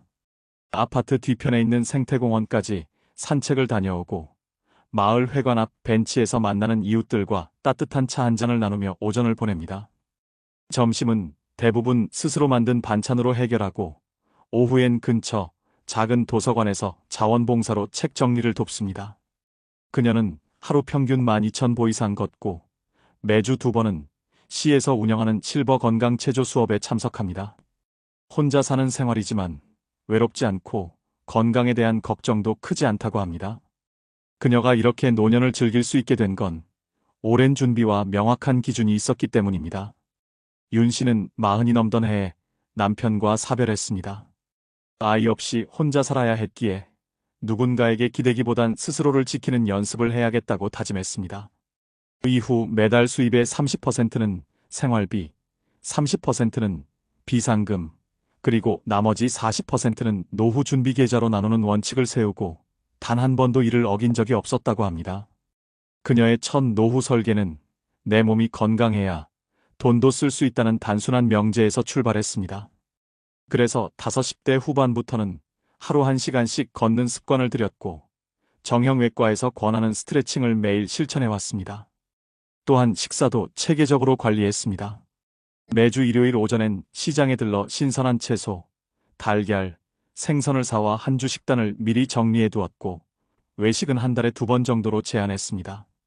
비타민이나 영양제는 최소한으로만 챙기며 검진 결과에 따라 필요할 때만 복용하는 습관도 갖고 있었습니다. 무엇보다 그녀가 주위 사람들에게 깊은 인상을 주는 이유는 인간관계에 있어 분명한 기준이 있다는 점입니다. 윤 씨는 10년 넘게 유지하던 친목 모임에서 58세에 스스로 탈퇴했습니다. 이유는 단순했습니다. 모임에 나가면 늘 누가 더 비싼 걸 사줬는지, 누구 자식이 뭐 했는지 그런 이야기에만 빠져 있더라고요. 돌아오는 길엔 마음이 늘 공허하고 허전했어요. 그 후 그녀는 자신과 가치관이 맞는 2-3명의 친구와만 소규모로 만남을 유지했고 그들 사이에선 돈 자랑도 자식 자랑도 허용하지 않았습니다. 대신 서로 읽은 책을 나누고 건강 팁을 공유하며 가끔은 사소한 고민을 털어놓는 정서적 지지자로 남았습니다. 윤 씨의 노후 자산은 크지 않습니다. 그녀가 보유한 예금은 약 2억 3천만 원 정도, 국민연금은 매달 85만 원가량 수령 중이며 주거는 공공임대 아파트입니다. 하지만 그녀는 말합니다. 지금 내 삶에 필요한 만큼만 있으면 충분하다고. 그녀는 자동차를 팔고 대신 근처 모든 거리를 걷습니다. 자가용을 유지하던 시절보다 교통비는 오히려 줄었고 건강은 더 좋아졌다고 합니다. 병원에 갈 일이 줄자 의료비도 줄었고 생활비는 매달 50만 원 내외로 넉넉히 관리되고 있습니다. 또한 그녀는 동네 복지관과 주민센터의 다양한 무료 프로그램을 잘 활용합니다. 한 달에 한 번 치과 검진, 분기마다 안과 검진, 그리고 정기 건강 체조 교실까지. 그녀는 이런 프로그램을 스스로 탐색하고 신청하는 데 익숙해져 있고 덕분에 의료비 지출이 최소화되었습니다. 주변에서는 혼자 사는 게 불안하지 않으시냐고 묻지만 그녀는 웃으며 대답합니다. 혼자 살아서 더 꼼꼼하게 관리하게 돼요. 기대지 않으니 더 준비하게 되고요. 윤 씨는 최근엔 지역 마을 신문에 칼럼을 하나 기고하기도 했습니다. 주제는 노후의 기술이라는 제목이었고 그 안에는 이런 구절이 있었습니다. 노후는 위기의 연속이 아닙니다. 잘 정돈된 반복의 축적입니다. 하루를 지혜롭게 보내면 인생의 마지막도 단정해집니다. 그녀는 지난달 자신의 예금을 일부 꺼내 마을 어르신들에게 작은 다과를 준비해 나눴습니다. 기념일도 생일도 아닌 날이었지만 그녀는 말합니다. 줄 수 있을 때 주는 게 기쁨이죠. 나중에 못 줄 때가 오기 전에요. 그 자리에 있던 한 이웃은 이렇게 말했습니다. 제이 씨처럼 늙고 싶어요. 아프지 않고 불안하지 않고 웃으면서.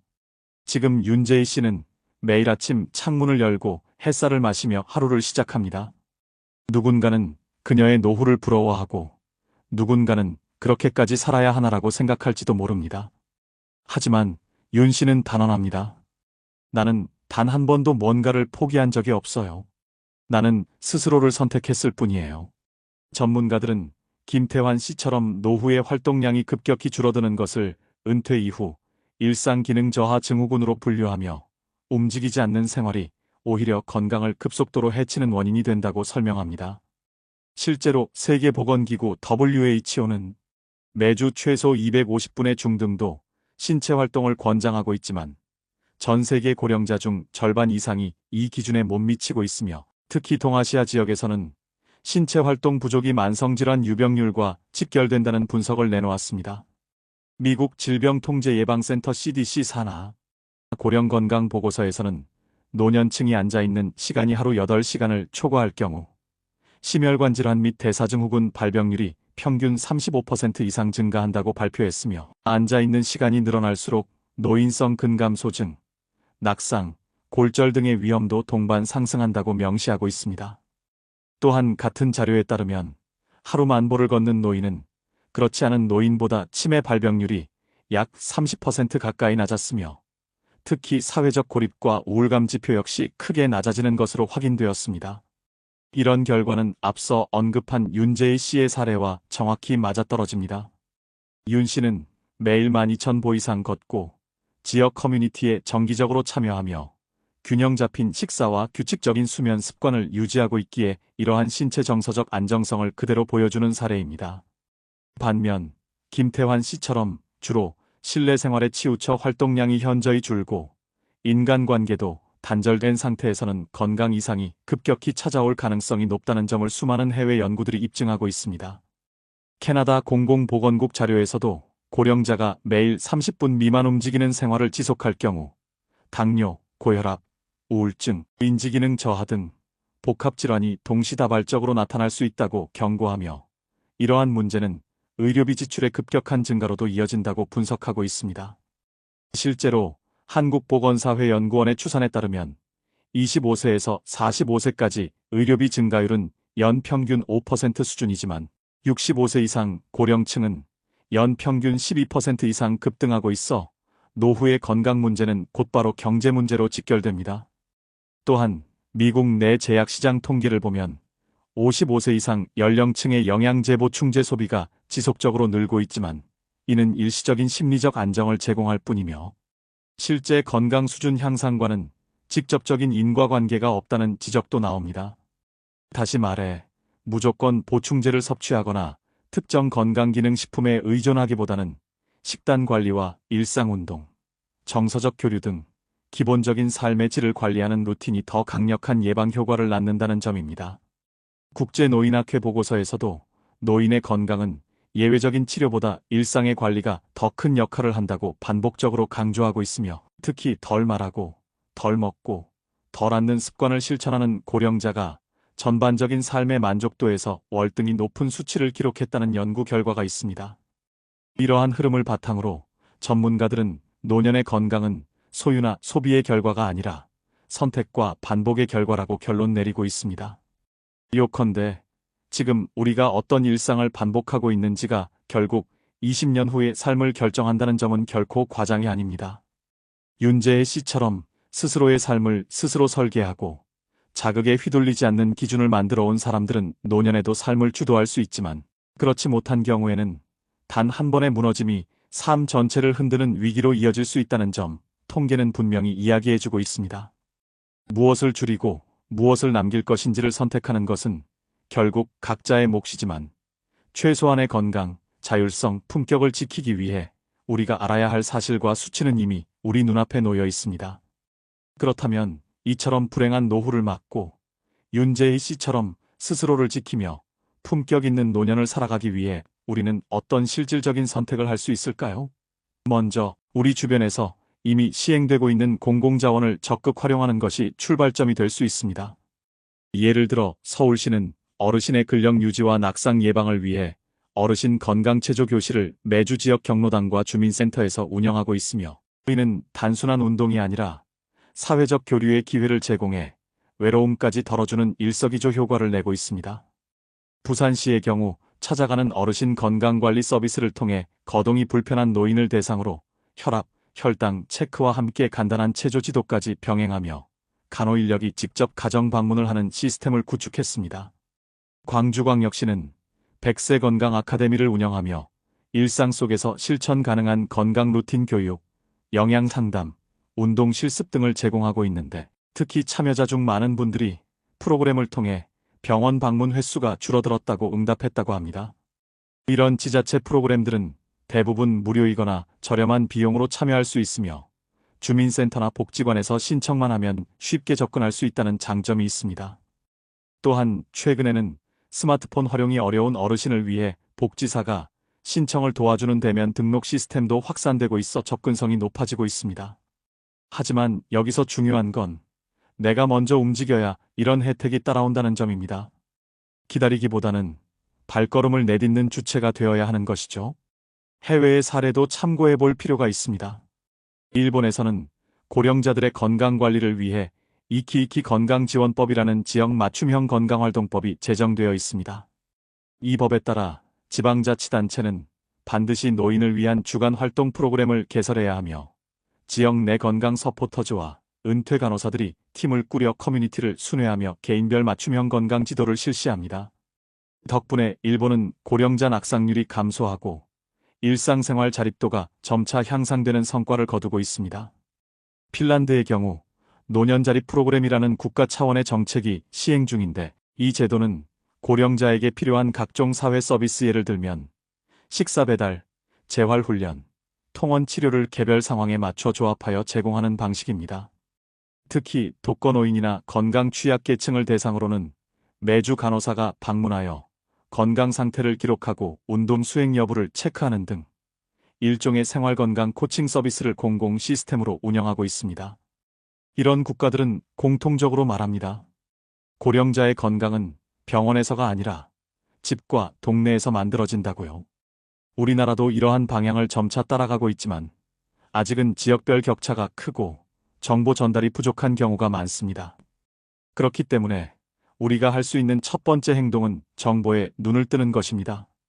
각 지역 복지센터에 전화 한 통만 해도 받을 수 있는 프로그램 안내부터 구청 홈페이지에 올라오는 강좌 공고, 주민센터 게시판의 건강 수업 일정까지 모두 나를 위한 자원이 될 수 있습니다. 두 번째는 몸을 움직이는 습관을 생활화하는 겁니다. 정해진 운동이 아니더라도 아침에 10분만 일찍 일어나 창문을 열고 천천히 거실을 한 바퀴 도는 것부터 시작해보세요. 세 번째는 정서적 연결을 유지하는 것입니다. 인간관계는 줄이되 고립은 피해야 합니다. 마을의 작은 모임, 교회의 노인대학, 도서관 자원봉사 등 가볍지만 지속 가능한 연결을 통해 외로움을 예방하는 것이 장기적으로 건강을 지키는 방패가 되어줍니다. 마지막으로 불필요한 소비를 줄이고 나에게 꼭 필요한 자원에 집중하는 것이 필요합니다. 남들 따라 건강기능식품을 사기보다 내가 지금 당장 할 수 있는 몸관리, 마음관리, 관계관리를 먼저 실천하는 것이야말로 진짜 노후 준비라고 전문가들은 강조합니다. 결국 건강하고 지혜로운 노년은 먼데 있는 이상이 아니라 우리가 오늘 어떤 선택을 하느냐에 달려 있습니다. 지자체 프로그램은 분명 존재하고 해외의 모델은 참고할 만한 가치가 있습니다. 하지만 이 모든 건 지금 시작하는 나라는 단단한 결심 위에서만 현실이 됩니다. 준비된 사람만이 늙음을 이길 수 있는 시대, 그 주인공은 바로 여러분입니다. 햇살은 늘 같은 곳에 머물지만 그 빛을 받아들이는 건 결국 내 창이 열려 있어야 가능한 일입니다. 여러분, 같은 시대를 살고 같은 나이를 맞이했지만 전혀 다른 길을 걷고 있는 두 사람이 있었습니다. 한 사람은 움직이지 않았고 고립되었으며 결국 어느 날 갑자기 쓰러져 외롭고 두려운 노후의 벽에 부딪혔습니다. 또 다른 한 사람은 조용히 하지만 꾸준히 자신을 돌보며 삶의 리듬을 만들어갔고 마침내 누구보다 단정하고 당당한 노년을 살아가고 있었습니다. 이 둘의 차이는 거창한 돈도 특별한 배경도 아니었습니다. 단지 지금이라는 시간을 어떻게 쓰느냐, 매일의 선택을 어떻게 쌓아가느냐에 따라 달라진 결과였습니다. 우리는 모두 같은 질문을 받습니다. 당신은 어떤 노후를 살아가고 싶은가요? 그리고 그 질문에 대한 대답은 오늘 내 발걸음, 오늘 내 식사, 오늘 내가 만난 사람 안에 이미 들어 있습니다. 이제 우리에게 필요한 건 엄청난 변화가 아닙니다. 복지관에 전화를 걸어 프로그램을 신청해보는 작은 용기, 하루 10분만이라도 몸을 움직여보는 습관, 그리고 쓸데없는 말은 줄이고 진심 어린 안부를 묻는 대화 한 줄이 곧 준비된 노후라는 이름으로 우리를 지켜줄 겁니다. 사랑하는 여러분, 우리는 결코 늦지 않았습니다. 지금이라도 천천히, 그러나 확실하게 내 삶의 창문을 열어주세요. 그 창으로 들어오는 햇살은 여러분을 따뜻하게 감싸줄 것입니다. 그리고 그 비단에서 우리는 서로를 안아줄 수 있는 사람이 될 수 있을 겁니다. 함께 다시 시작해보지 않으시겠어요? 하루 평균 250명, 올해 피해액 3천억 원. 이게 무슨 숫자인지 아십니까? 바로 중고거래 사기 피해 통계입니다. 더 무서운 사실은 그 피해자의 상당수가 바로 우리 50대, 60대라는 점입니다. 편리해서 쓰던 그 앱이 이제 우리 세대의 노후 자금을 노리는 사기의 온상이 되었습니다. 수원에 사는 58세 김성호 씨도 나는 아니겠지라고 생각했습니다. 하지만 멀쩡해 보이던 프로필을 믿고 골프채값 35만 원을 보낸 순간 상대는 계정을 삭제하고 잠적했습니다. 설마 나 같은 사람을 노릴 줄은 몰랐다. 는 그의 후회. 이게 남의 일일까요? 사기꾼들은 우리가 온라인 거래에 익숙하지만 그들의 교묘한 수법에는 어둡다는 것을 정확히 알고 있습니다. 진짜보다 더 진짜 같은 가짜 안전 결제 링크를 보내고 온갖 이유를 대며 선입금을 유도합니다. 지금 이 영상을 보시는 순간에도 수많은 가짜 판매자가 당신을 기다리고 있습니다. 다음 피해자가 내가 되지 않으려면 그들이 어떻게 우리를 속이는지 정확히 알아야 합니다. 그 억울한 사연 속에 답이 있습니다. 제발 끝까지 들어주세요. 경기도 용인에 사는 60세 박정우 씨는 평생을 성실 하나로 살아온 사람이었습니다. 중소기업 부장으로 35년을 근무했고 정년퇴직 때 받은 퇴직금은 1억 4천만 원. 그 돈이면 아내와 함께 소박한 노후를 보낼 수 있을 거라 믿었습니다. 그의 하루는 단정했습니다.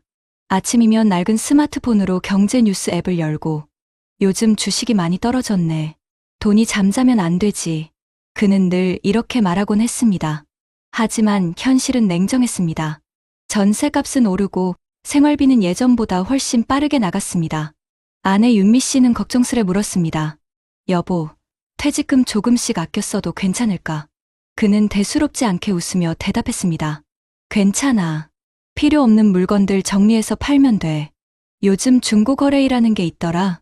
그날 저녁, 박정우 씨는 낡은 스마트폰 화면을 손가락으로 더듬었습니다.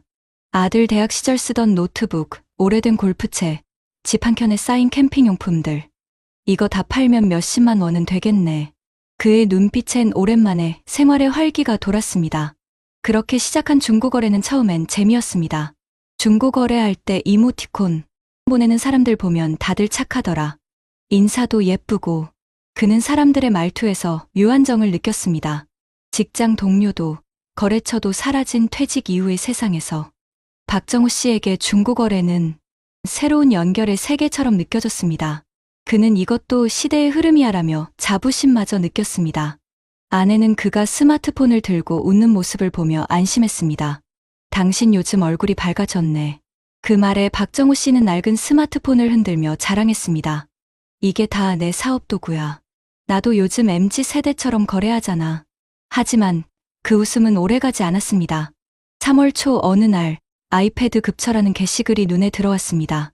새 제품인데 반값이라니 말도 안 되는 가격이었지만 판매자는 급전이 필요해서 싸게 판다는 사정을 덧붙였습니다. 프로필 사진은 단정했고 거래 후기를 눌러보니 그는 한치의 의심도 하지 않았습니다. 이거 진짜 괜찮은 물건 같아. 사서 나중에 팔아도 남겠네. 그는 아내 몰래 45만 원을 송금했습니다. 그 순간 스마트폰 화면에 안전결제 링크를 눌러주세요라는 문구가 떴습니다. 그는 별 의심 없이 터치했습니다. 그게 시작이었습니다. 다음 날 판매자는 연락이 끊겼습니다. 입금 계좌는 이미 다른 사람 명의였고 링크는 사라졌습니다. 그는 급히 은행에 전화를 걸었지만 이미 늦었습니다. 고객님, 해당 계좌는 보이스피싱 연계 계좌로 확인됩니다. 그제야 등줄기로 식은땀이 흘렀습니다. 낡은 스마트폰을 꼭 쥔 그의 손이 떨렸습니다. 아니, 나 같은 사람을 속인다고? 그는 그날 밤 밥상 위에 숟가락을 올려놓지 못했습니다. 며칠 후 그는 중고거래 피해자 오픈 채팅방을 찾았습니다. 그곳엔 자신과 같은 사람들이 넘쳐났습니다. 50대 자영업자, 60대 은퇴 교사, 70대 택시기사까지. 하루에도 수십 명이 사기당했습니다라고 호소했습니다. 이게 나만의 일이 아니구나. 그는 분노보다 허탈함이 더 컸습니다. 아내는 무겁게 물었습니다. 여보, 그 돈 돌려받을 수는 없는 거야? 그는 대답 대신 낡은 스마트폰을 바라봤습니다. 화면엔 안전결제 이용 주의라는 공지문이 떴지만 그의 마음속에는 이미 불신이라는 단어만 남아 있었습니다. 그날 이후 그는 무언가에 쫓기듯 거래를 멈추지 않았습니다. 이번엔 제대로 해야지. 잃은 돈은 다시 벌면 돼. 그는 자신에게 그렇게 주문을 걸며 또 다른 물건을 올렸습니다. 그러나 세상은 그를 기다리고 있지 않았습니다. 두 번째 거래에서도 또 다른 판매자가 등장했고 그는 선입금만 하면 내일 바로 택배 보낼게요라는 말을 믿었습니다.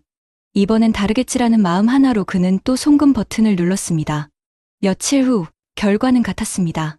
전화번호는 없는 번호입니다로 바뀌었고 그의 계좌에서는 총 120만 원이 사라져 있었습니다.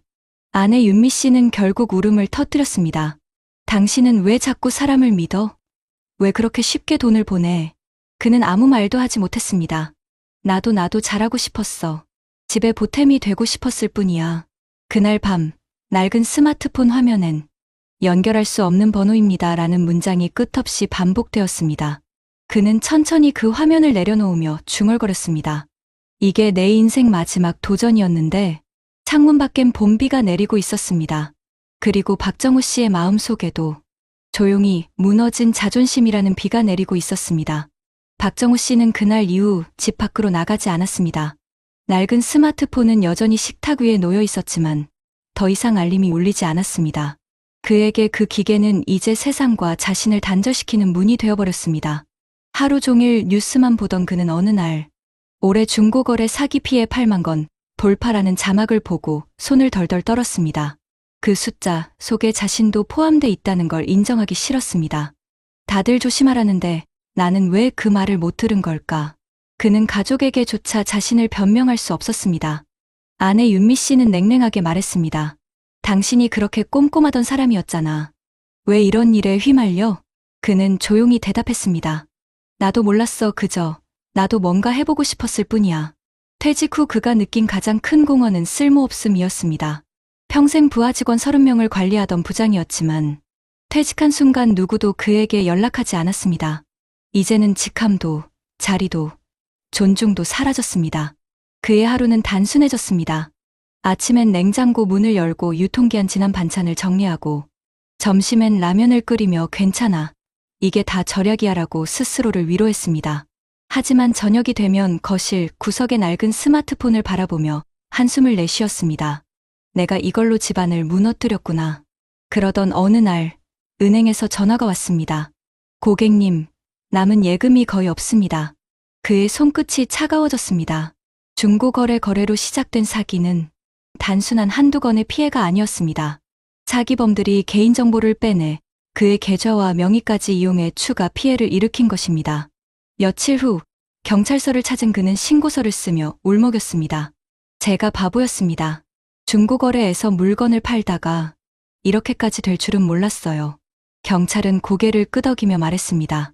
요즘 이런 피해가 정말 많습니다. 50대, 60대 분들이 특히 많이 당하십니다. 그 말이 이상하게도 위로처럼 들렸습니다.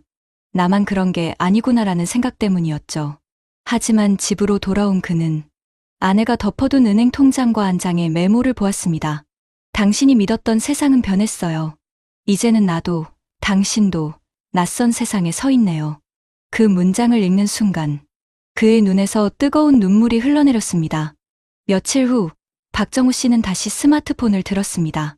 이번엔 거래 앱이 아니라 피해자 모임 오픈 채팅방이었습니다.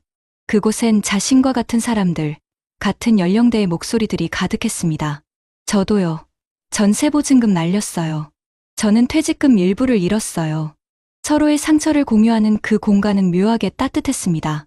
그는 조심스레 글을 올렸습니다. 저는 60살, 은퇴한 직장인입니다. 중고 거래로 100만 원 넘게 사기당했습니다. 하지만 그보다 더 큰 건 제 자존심이 무너졌다는 겁니다. 그 글엔 수십 개의 공감 표시가 달렸습니다. 저도 그래요. 저희 부모님도 당하셨어요. 사람들의 위로는 낡은 스마트폰 화면 속에서 작게 반짝였습니다. 그날 이후 그는 피해 방지 교육 봉사단체에 참여하기 시작했습니다. 자신처럼 속은 사람들에게, 그리고 속을 수도 있는 사람들에게 자신의 이야기를 직접 전했습니다. 사기꾼들은 우리가 착하다는 걸 압니다. 믿음은 좋은 거지만 경계심 없는 믿음은 죄가 될 수도 있어요. 그의 말에 고개를 끄덕이는 중년의 부부들이 많았습니다. 어떤 이들은 울었고 어떤 이들은 용기 내줘서 고맙다고 말했습니다. 박정우 씨는 다시 웃음을 되찾았습니다. 물론 잃은 돈은 돌아오지 않았습니다. 하지만 그는 깨달았습니다. 진짜 회복은 돈이 아니라 다시 사람을 믿을 용기라는 걸. 그날 밤 그는 낡은 스마트폰을 다시 손에 쥐었습니다. 화면은 오래돼서 깨져 있었지만 이제는 그 상처가 자신의 인생처럼 느껴졌습니다. 그는 아내에게 조용히 말했습니다. 미안했어. 이제 다시 시작해보자. 돈이 아니라 우리 마음부터. 윤미 씨는 아무 말 없이 그의 손을 잡았습니다. 그 순간 두 사람의 눈에 서로의 지난 세월이 비쳤습니다. 박정우 씨는 다시 경제뉴스 앱을 열었습니다. 이번엔 투자나 수익이 아니라 피해 예방이라는 단어를 클릭했습니다. 그는 말했다.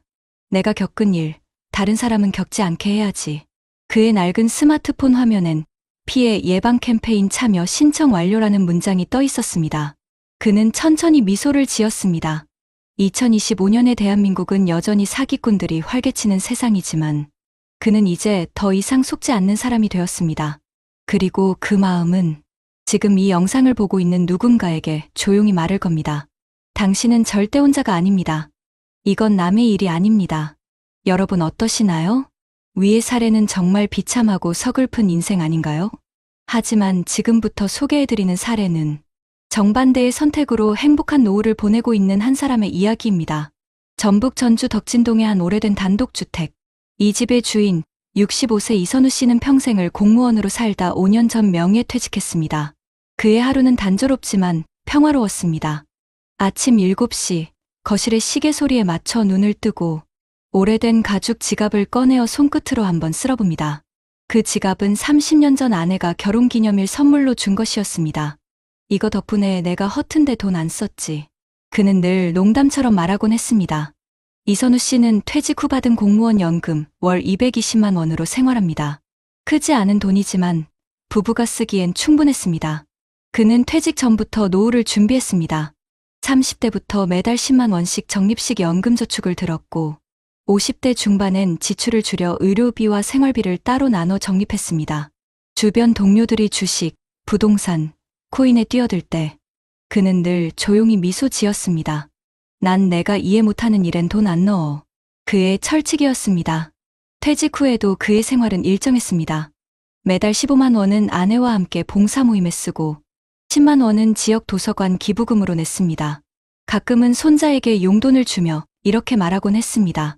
할아버지는 돈을 써야 할 때 쓸 줄 알아서 늘 마음이 편하단다.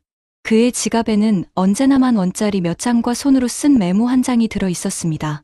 오늘 하루도 계획대로 조급하지 않게, 남의 돈에 흔들리지 않게. 그 문장을 볼 때마다 그는 마음이 안정되었습니다. 그에겐 돈보다 습관이 노후의 안전망이었습니다. 하지만 세상은 언제나 시험을 주기 마련이었습니다. 2024년 봄, 친구 박노식 씨가 찾아왔습니다.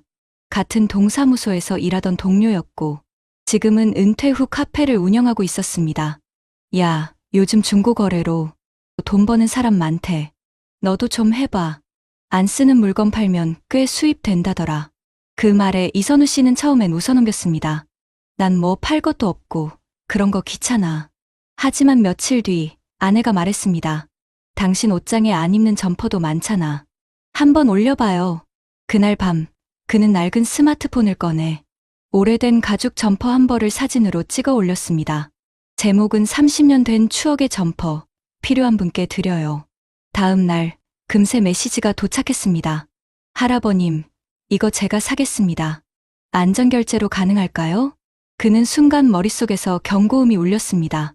몇 달 전 뉴스를 통해 봤던 가짜 안전결제 링크로 60대 피해 속출이라는 자막이 스쳐갔습니다. 그는 바로 아내에게 물었습니다. 여보, 이거 괜찮은 거래 같아? 아내는 단호히 고개를 저었습니다. 요즘 그런 링크 조심하라잖아요. 그냥 직접 만나서 팔아요. 다음 날 그는 약속 장소로 나갔습니다. 젊은 남성이 기다리고 있었습니다. 서로 인사를 나누고 그는 조심스럽게 돈을 받았습니다. 그 거래는 순조로웠습니다. 하지만 집에 돌아오는 길, 그는 문득 자신이 운이 좋아서 살아남은 게 아니라 준비가 되어 있었기 때문에 속지 않았다는 걸 깨달았습니다.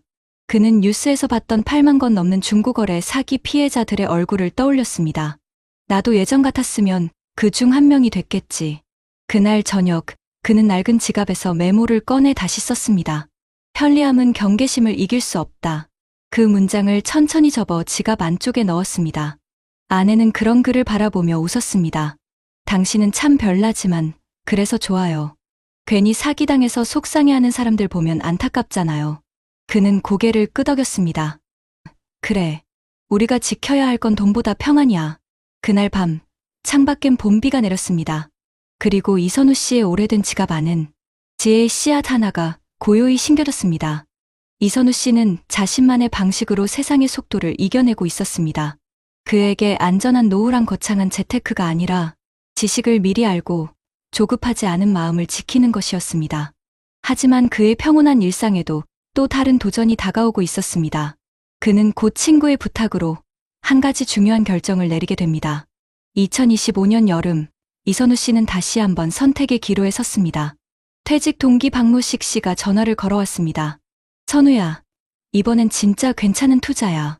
내가 직접 확인했어. 친구가 중고 거래로 매입한 전자제품 재판매로 돈을 벌었다니까. 이선우 씨는 말없이 그의 말을 들었습니다. 박 씨는 계속 덧붙였습니다. 처음엔 100만 원만 넣어봐. 일주일이면 130만 원 돼. 요즘 연금 이자보다 훨씬 낫잖아. 이선우 씨는 천천히 숨을 내쉬었습니다. 노 씨가 내가 나쁘단 건 아니지만 난 내 돈이 한 번에 불어나는 건 믿지 않아. 세상에 쉬운 돈은 없더라.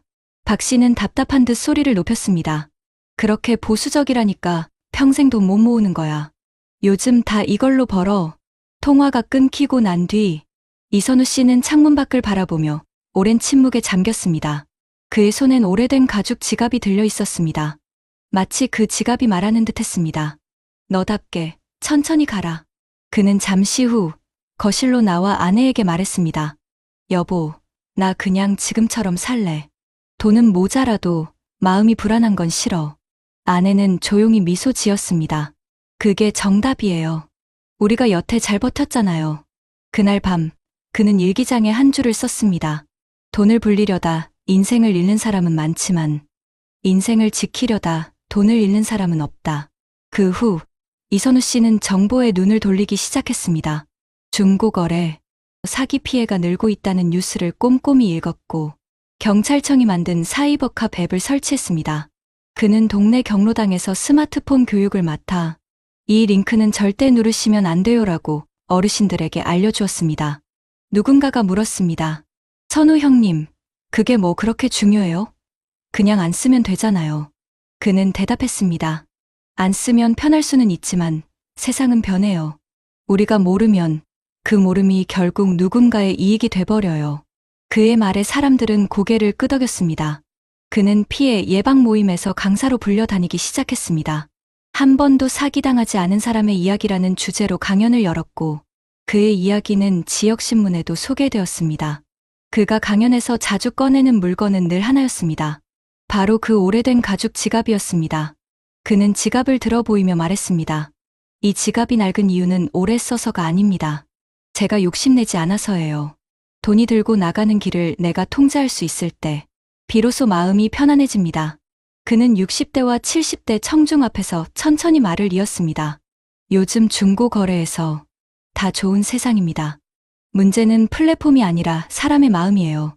이건 기회야라는 생각이 드는 순간, 그게 바로 위험의 시작입니다. 사람들은 박수를 보냈습니다.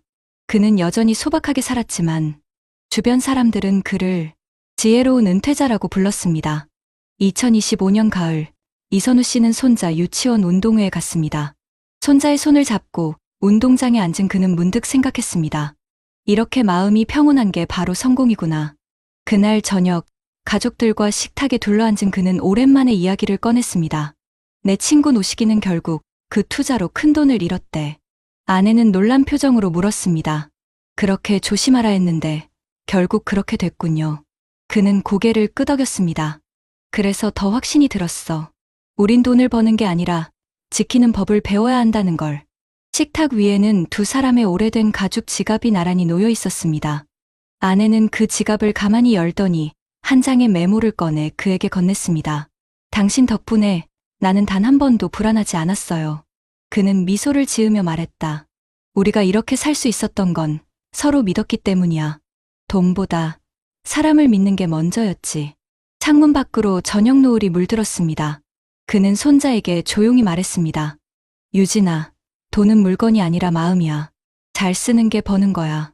손자는 눈을 반짝이며 대답했습니다. 네, 할아버지. 나도 나중에 할아버지처럼 살래요. 그는 조용히 웃었습니다. 오래된 지갑 속엔 여전히 그가 적은 메모 한 장이 있었습니다. 오늘 하루도 계획대로 조급하지 않게, 남의 돈에 흔들리지 않게. 그 문장은 이제 단순한 습관이 아니라 그의 인생 철학이자 행복한 노후의 증거가 되었습니다. 그리고 이선우 씨의 이야기는 우리 모두에게 이렇게 속삭이는 듯했습니다. 진짜 부자는 더 가진 사람이 아니라 한 번도 속지 않은 사람입니다. 여러분, 우리 대한민국에서 중고거래 플랫폼을 이용한 사기 피해가 얼마나 심각한지 아시나요? 먼저 국내 통계를 보면 2023년 한 해 동안 개인 간 중고거래 사기 관련 접수 건수가 약 31만 건, 피해 금액이 약 2,500억 원에 달했다는 보도가 있습니다. 또한 경찰청이 집계한 자료에 따르면 2024년 직거래 관련 사이버 사기 발생 건수가 약 10만 건으로 나타났으며 이 중 상당수가 개인 간 거래, 범주에 해당한다고 합니다. 더욱이 2025년 상반기까지 조사된 민원 빅데이터 중 중고거래, 플랫폼 이용 관련 민원이 지난 3년간 1만 건이 넘는 것으로 집계되었고 2024년 10월 한 달에만 400건 이상의 신고가 접수되었다는 통계도 나왔습니다. 이러한 수치들은 단순히 불안하다는 느낌을 넘어 우리 중년 세대가 직접적인 위협에 노출되어 있다는 사실을 보여줍니다. 국내 연구에서도 중고거래 플랫폼의 위험 요소들이 구체적으로 분석되고 있습니다. 한국형사법 무정책연구원이 발표한 한 보고서에 따르면 최근 2년간 개인 간 중고거래, 이용자 중 분쟁을 경험한 비율이 약 10%, 범죄 피해를 경험한 비율이 약 7%에 달하는 것으로 나타났습니다. 특히 이 연구에서는 피해 경험이 있는 사람일수록 거래 횟수가 많고 비대면 거래를 선호하며 안전결제 시스템을 이용하지 않는 경향이 있다는 점이 지적되었습니다. 즉, 거래 경험이 많아질수록 혹은 거래 방식이 비대면 위주일수록 그리고 안전결제 시스템을 거르거나 의심하는 태도를 갖고 있을수록 사기 피해 위험이 커진다는 의미입니다. 해외 연구에서도 비슷한 결과가 나왔습니다. 온라인 직거래 환경에서의 사기를 분석한 한 논문에서는 사기 매물은 주로 인기 품목 위주로 올라오며 시세보다 현저히 낮은 가격으로 제시되고 외부 링크를 유도하는 형태가 많다고 밝혔습니다. 즉, 좋은 물건이 싸게 나왔다는 유혹과 안전결제를 가장한 링크 클릭이 사기의 대표적인 조합이라는 것입니다. 이 논문에서는 또 사기 피해자 집단이 직접 대면 거래보다는 메신저를 통한 비대면 거래를 선호하는 특징을 보였다고 분석했습니다. 결국 물건을 직접 보고 거래하는 방식이 훨씬 안전하다는 결론입니다. 한편 시장 규모 자체가 폭발적으로 확대되고 있다는 점도 주목할 만합니다. 국내 스마트폰 사용자 중 약 2천만 명 이상이 중고상품 거래 앱을 사용하고 있으며 이는 전체 인구의 40% 이상이 중고거래를 하고 있다는 뜻입니다. 이만큼 많은 사람들이 플랫폼을 이용한다는 것은 곧 사기 노출 위험도 함께 커지고 있다는 의미이기도 합니다. 그렇다면 왜 이처럼 많은 사람들이 이용하고 있음에도 불구하고 피해는 줄지 않고 오히려 늘어나고 있을까요? 전문가들은 그 원인을 정보의 비대칭 구조에서 찾습니다. 중고거래 플랫폼에서는 판매자와 구매자 간 정보의 차이가 크고 서로의 신뢰가 충분히 확보되지 않은 상태에서 거래가 이루어지기 때문에 사기 위험이 높습니다. 또한 소비자보호원과 관련 기관에서 조사한 결과 결제 관련 사기가 중고거래 소비자 불만의 주요 유형으로 나타났으며 가짜 안전결제와 플랫폼 외 결제 유도가 대표적인 피해 유형으로 지목되었습니다. 이와 더불어 중고거래 플랫폼의 급격한 성장에 비해 관련 법과 규제는 여전히 느리게 따라가고 있습니다. 피해 신고가 매년 늘어나고 있지만 플랫폼 운영사와 정부의 대응은 여전히 미흡하다는 지적이 많습니다. 이러한 구조 속에서 피해자들은 개인이 직접 피해를 입증해야 하는 어려움에 놓이게 됩니다. 또 다른 분석에서는 대면 거래를 선호할수록 피해율이 현저히 낮다는 결과도 나왔습니다. 직접 만나서 물건을 확인하고 거래를 마무리한 사람들의 피해율이 현저히 낮았다는 것입니다. 반면 택배 거래나 외부 결제 링크를 통한 거래는 사기 가능성이 두세 배 이상 높게 나타났습니다. 결국 얼굴을 보고 거래하는 것이 가장 확실한 예방책이라는 단순한 진리가 통계로도 입증된 셈입니다. 이러한 국내외 자료들이 일관되게 전하는 메시지는 명확합니다. 중고거래 플랫폼 이용이 급증하면서 사기 피해도 함께 늘어나고 있으며 특히 비대면 거래나 안전결제 미이용, 거래 경험이 많은 사용자일수록 피해 확률이 높아집니다. 무엇보다 50대와 60대 같은 중년층의 피해가 빠르게 증가하고 있다는 점이 심각합니다. 디지털 환경에 익숙하지만 사기의 수법에는 어두운 세대, 그들이 바로 지금 이 순간도 새로운 범죄의 표적이 되고 있습니다. 이제 우리는 이 현실을 단순히 남의 이야기로만 넘길 수 없습니다. 이 통계 뒤에는 누군가의 노후 자금, 평생의 저축, 그리고 한 가정의 미래가 걸려 있습니다. 앞으로 어떤 선택을 하느냐에 따라 그 결과는 완전히 달라질 수 있습니다. 이제 다음 단계에서는 이런 위험 속에서도 어떻게 우리의 노후를 지켜낼 수 있을지 그 실질적인 해법을 하나씩 살펴보겠습니다. 여러분, 이제는 단순히 조심해야 한다는 말만으로는 부족합니다. 실제로 대한민국 정부와 지자체들도 빠르게 늘어나는 중고거래, 사기 피해에 대응하기 위해 다양한 정책과 제도를 시행하고 있습니다. 최근 경찰청과 과학기술정보통신부가 협력하여 추진 중인 사이버 사기 예방 시스템, 고도화 사업은 온라인 거래 사기를 실시간으로 탐지해 거래, 전부터 경고를 띄워주는 프로그램으로 현재 일부 지역 경찰서에서는 이미 시범 운영 중입니다. 특히 서울시에서는 2025년부터 안심거래 플랫폼 인증제를 도입해 일정 기준을 충족한 플랫폼에만 서울시 인증마크를 부여함으로써 시민들이 보다 신뢰할 수 있는 거래 환경을 만들고 있습니다. 부산광역시는 경찰청 사이버안전국과 연계하여 사이버캅 자동조회 서비스를 제공 중인데 중고거래에서 상대방의 계좌번호나 전화번호를 입력하면 즉시 사기 이력 여부를 알려주는 기능입니다. 실제로 이 서비스를 활용한 시민들의 사기 피해율이 시행 전보다 약 40% 줄었다는 조사 결과도 나왔습니다.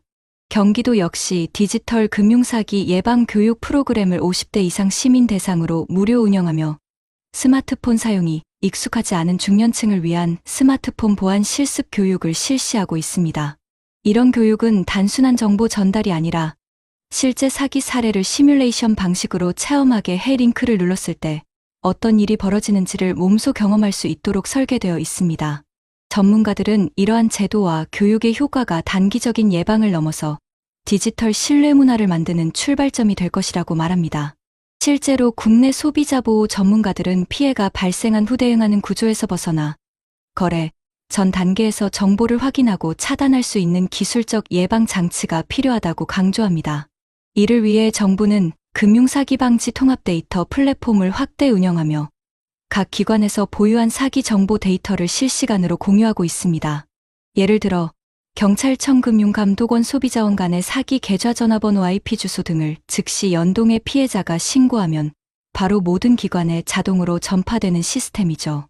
과거에는 피해자가 일일이 각 기관에 신고해야 했지만 현재는 한 번의 신고로 전국 단위 대응이 가능한 구조로 바뀌었습니다. 지자체들도 지역 특성에 맞는 정책을 내놓고 있습니다. 대전광역시는 최근 안심 직거래 존을 확대 설치했습니다. 관할 구청과 경찰서 앞, 지하철역 주변, 공원 입구 등 시민들이 자주 오가는 곳에 CCTV와 비상벨, 경찰 연계 통신망이 구축된 거래, 전용 구역을 마련해 시민들이 안전하게 대면 거래를 할 수 있도록 지원하고 있습니다. 광주광역시 북구청은 주민센터를 통해 디지털 사기 예방 상담 창구를 운영하고 일정 기간마다 중년층 대상 무료 법률 상담을 제공합니다. 이 창구에서는 사기 피해자가 단순히 신고만 하는 것이 아니라 피해 구제 절차와 계좌 동결 요청 방법까지 안내받을 수 있습니다. 실제로 2024년 한 해 동안 이 제도를 통해 피해금 환급이 이뤄진 사례가 200건이 넘었다고 합니다. 또한 정부는 온라인 플랫폼 사업자들에게 거래, 정보 투명성 보고를 의무화하고 있습니다. 2025년부터 시행되는 온라인 플랫폼 공정화법 개정안에는 중고거래 플랫폼도 포함되어 판매자 신원 인증 강화, 거래 기록 보존, 이용자 보호 시스템 의무화가 명시되었습니다. 즉, 플랫폼이 단순 중개자가 아닌 책임 있는 사업자로서 역할을 해야 하는 방향으로 제도가 바뀌고 있는 것입니다. 전문가들은 이러한 변화가 거래의 신뢰도를 높이는데 결정적인 전환점이 될 것이라고 분석합니다. 이와 함께 해외에서는 우리보다 한 발 앞선 제도들이 이미 시행되고 있습니다. 일본의 경우 디지털 소비생활법을 통해 온라인 거래에서 발생하는 모든 사기 피해를 정부 산하 기관인 국민생활센터가 일괄 접수하고 필요시 플랫폼 사업자에게 즉시 정보 제공을 요구할 수 있는 법적 권한을 부여했습니다. 그 결과 일본 내 중고거래 사기 신고 건수는 제도 시행 1년 만에 22% 감소했습니다. 유럽연합EU는 2023년부터 디지털 서비스법을 시행하여 플랫폼 내 불법 콘텐츠나 사기성 게시물에 대해 사업자가 24시간 내 삭제 차단 의무를 지도록 했습니다. 또한 독일은 안전결제 의무화 조항을 도입해 개인 간거래에서도 반드시 인증된 결제 모듈을 거치도록 법제화했으며 이 조항을 위반한 플랫폼은 과징금을 부과받습니다. 이런 제도들은 편리함보다 안전이 우선이라는 명확한 기준을 사회 전반에 심어주고 있습니다. 전문가들은 우리나라 역시 이러한 해외 사례에서 배울 점이 많다고 말합니다. 특히 일본과 독일처럼 정부가 직접 피해자 보호 전담 기구를 두고 중고거래 사기 전담 신고 보상 절차를 통합 관리하는 시스템이 필요하다는 의견이 많습니다. 또한 중년층과 고령층의 디지털 취약성을 감안해 금융사기뿐 아니라 중고거래 사기까지 포함한 디지털 소비자 보호법 제정이 필요하다는 목소리도 커지고 있습니다.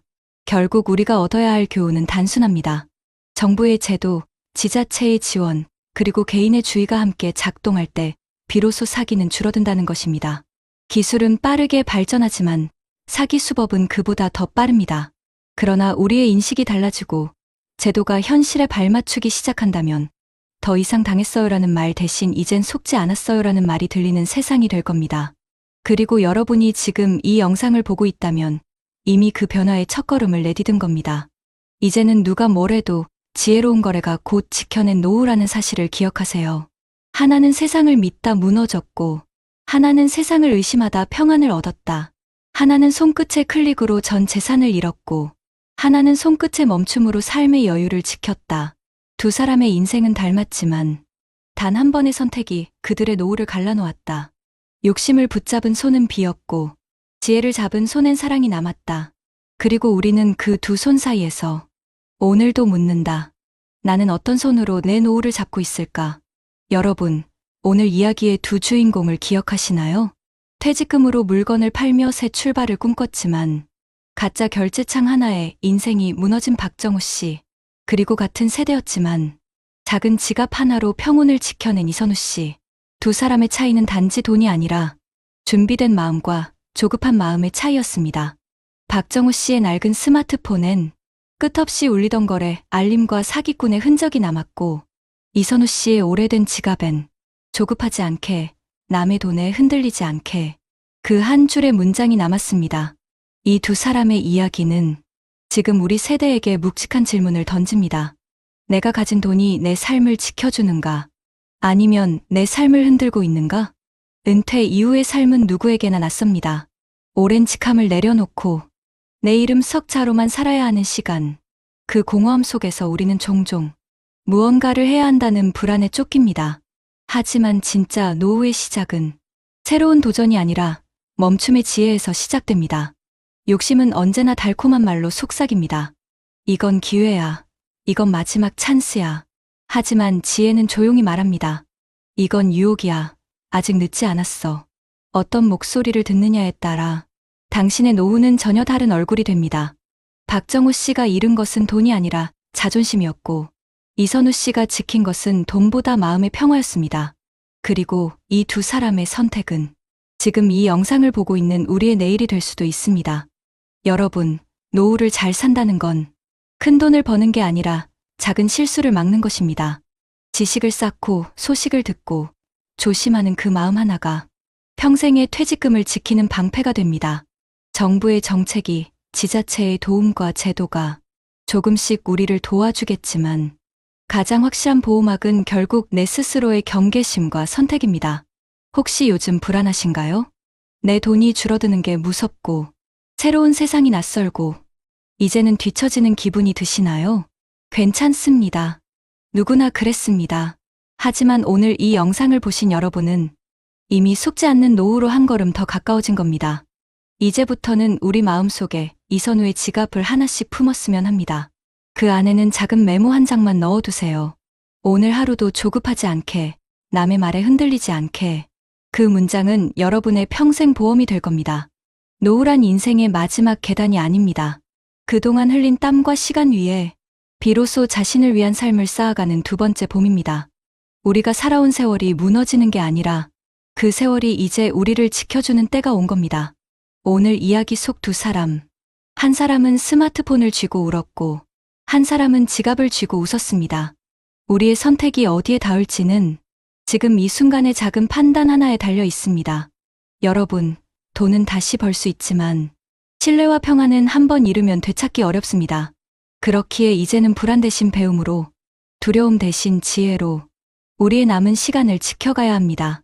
그리고 마지막으로 꼭 기억하세요. 행복한 노후는 결코 운이 아니라 준비입니다. 삶을 천천히 가꾸고 세상을 의심하되 사람을 포기하지 않는 것. 그게 바로 우리가 남겨야 할 마지막 지혜입니다. 이 이야기를 통해 마음속에 작은 울림이 남았다면 이제 그 울림을 실천으로 바꿔보세요. 우리의 노후가 더 단단해지고 서로의 인생이 따뜻하게 연결될 수 있도록 말입니다.